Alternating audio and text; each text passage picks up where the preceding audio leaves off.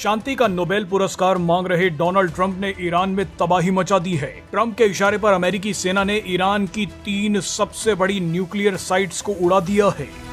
हैरानी की बात देखिए कि ऑपरेशन सिंदूर के दौरान डोनाल्ड ट्रंप ने भारत से कहा था कि भारत को पाकिस्तान के परमाणु ठिकानों की तरफ नहीं देखना चाहिए, इससे जंग और भी ज्यादा भड़क सकती है। लेकिन अब खुद डोनाल्ड ट्रंप ने ईरान के परमाणु ठिकानों को उड़ा दिया है। बहरहाल अब ईरान में भयंकर तबाही मच गई है। लेकिन आप ये जानकर हैरान हो जाएंगे कि ईरान में मची इस भयंकर तबाही का असली जिम्मेदार इजराइल नहीं, बल्कि वो 5 देश हैं जिनकी मदद से अमेरिका ने ईरान पर हमला किया है।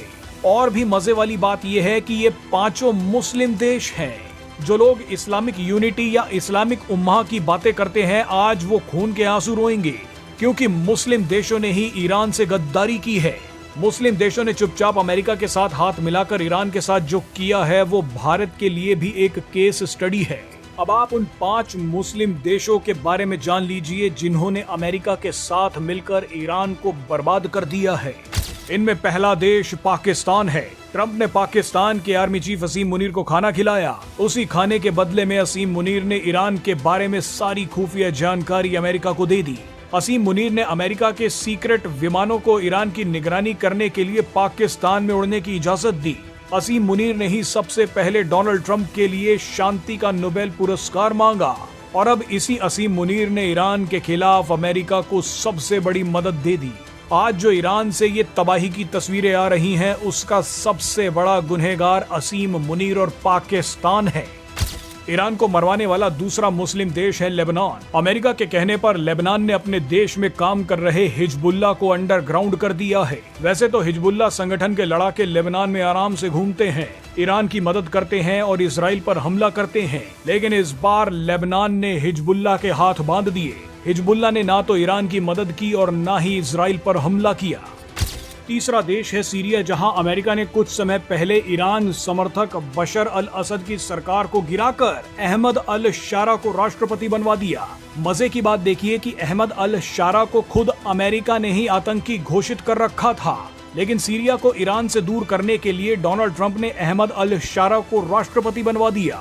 जो इस्लामिक देश सीरिया अभी तक यहूदी इजराइल को अपना दुश्मन मानता था, वही सीरिया अब अहमद अल शारा के नेतृत्व में इजराइल से दोस्ती की बातें करने लगा है। इस बार सीरिया ने ईरान के खिलाफ इजराइल की जमकर मदद की है। यही सीरिया बशर अल असद के नेतृत्व में इजराइल को जीने नहीं दे रहा था।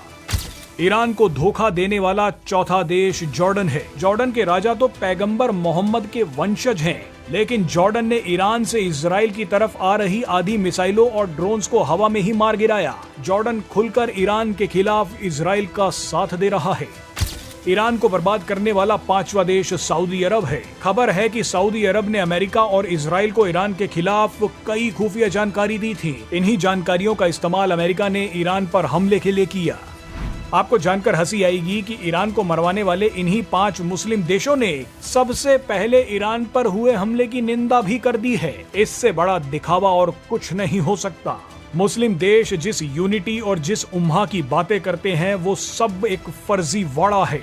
इसका सबसे शानदार नजारा मिडल ईस्ट में आपको देखने को मिल जाएगा। मिडल ईस्ट में अमेरिकी सेना के लगभग 19 मिलिट्री बेस हैं। इनमें से 18 बेस तो मुस्लिम देशों में हैं, जिनमें Bahrain, Egypt, Jordan, Kuwait, Qatar, Saudi Arabia, Syria और संयुक्त अरब अमीरात शामिल हैं।